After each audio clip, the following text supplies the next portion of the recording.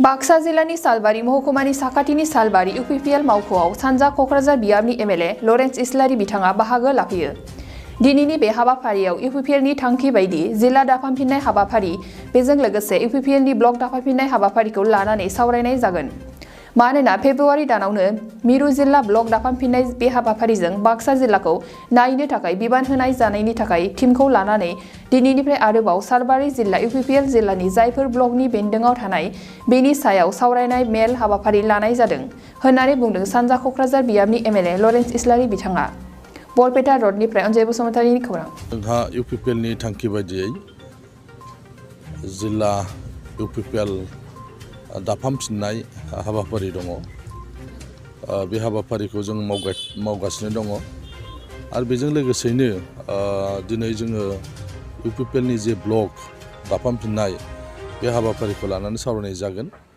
मानो होननानै बुङोबा बे फेब्रुवारि दानावनो जोंनि मिरु जिल्ला आरो ब्लक दाफामफिननाय जे हाबाफारि बे हाबाफारिखौ फोजोबनो नागिरदों।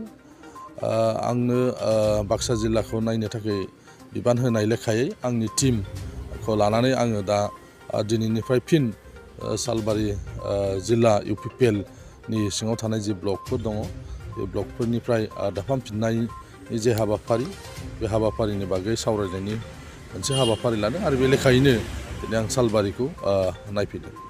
गोजोनथाव खौरां। आसामाव थानाय बयनिख्रुइबो साबसिन सोलोंथाइ होग्रा मिरुफोरनि गेजेराव टेक बुस्टाराबो गंसे। क'क्राझार जिल्लानि सिङाव थानाय CST फिसारि मावख'नि साखाथियाव थानाय खारगावआव बे टेक बुस्टारा दङ। बेयाव बयनिख्रुइबो मोजांसिन सोलोंथाइ आरो नेम सोलिनाय गोग्गो थाखो खथानि सुबिदा दङ। सारा भारतनि गेजेराव सायख'जानाय बायदि सोलोंथाइजों सोमोन्दो थानाय फोरोंगिरिफोर दङ। टेक बुस्टाराव प्रफेशनेल जार्नालिस्ट आरो टेकनिकेल कर्सफोरखौ होनाय जायो। 24 घन्टा रैखाथिनि थाखाय मोजां सुबिदा आरो टेक बुस्टारा नोंथांमोनखौ सौहैहोगोन नोंथांनि थांखिसिम। टेक बुस्टारा नोंथांनि सिमांखौ जाफुंसारनांगौनि थाखाय गांल' नङा साहस आरो गोहोबो होगोन। सोलोंथाइ लाखांनायनि उनाव 100% प्लेसमेन्टनि खाबु दङ। सोलोंनो गोसो गुदुं बिथांमोना 9395695095 जानबुं नाम्बाराव जगाजग खालामनो हागोन। गोजोनथाव खौरां। गोसो गुदुं फरायसा एबा सुबुंफोरनि थाखाय टारगेट कचिं इनस्टिट्यूटआ बेसेन गोसा सुबिदा लानानै फैदों। जायफोर बिथांमोना banking, railway, SSC, insurance, defence, Assam police बायदि आनजादनि थाखाय साखाफारा जानो मोजां खाबु मोनाखै बैसोर बायदि फरायसा एबा सुबुंफोरनि थाखाय मोनसे मोजां खाबु सफैदों। बरपेटा रड बिशाल मेगा मार्टनि साखाथियाव थानाय आमतलाव बे टारगेट कचिं इनस्टिट्यूटखौ खुलिनाय जादों। आथिखालनि साख्रि मोनै आरो बेकार जेंनाखौ नोजोर होनानै बे टारगेट कचिं इनस्टिट्यूटआ सोलोंसाफोरखौ गोबां गियान होनो थाखाय राहा लादों। बे टारगेट कचिं इनस्टिट्यूटआव सोलोंथाइ होनो लानाय आयदाफोरा जाबाय banking, railway, SSC, insurance, defence आरो आसाम पुलिस।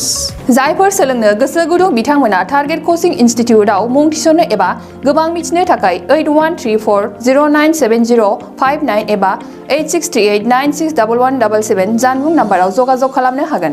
मोनसे गोजोनथाव खौरां।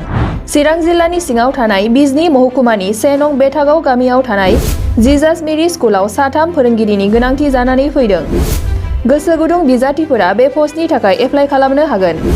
बे पस्टआव एप्लाइ खालामनो थाखाय गोनांथि जानाय क्वालिफिकेशनआ जाबाय इंलिश आयदायाव MA पास जानाय जानो नांगोन। मेथ्स आरो फिजिक्स आयदायाव MSc पास जानाय जानो नांगोन। बिजाथिफोरा 15 फेब्रुवारि 2022 अक्ट'सिमनि गेजेराव गावबागाव बाय'डाटाखौ फरायसालियाव गथायहैनो हागोन। बाय'डाटाखौ लाखिखांनायनि उनाव सानसे बिजाथिखौ इन्टारभिउनि थाखाय लेंहरनाय जागोन। फोरोंथाय फोथाराव एक्सपिरियेन्स थानाय आरो नेट BEd गोनां बिजाथिनो 12,000निबो बारा दान बान्था होनायनि राहा लानाय जागोन। गोबां मिन्थिनो थाखाय नोंथांमोनहा गाहायाव होनाय जानबुं नाम्बाराव खौरां लाहरनो हागोन। जानबुं नाम्बार 8638992811।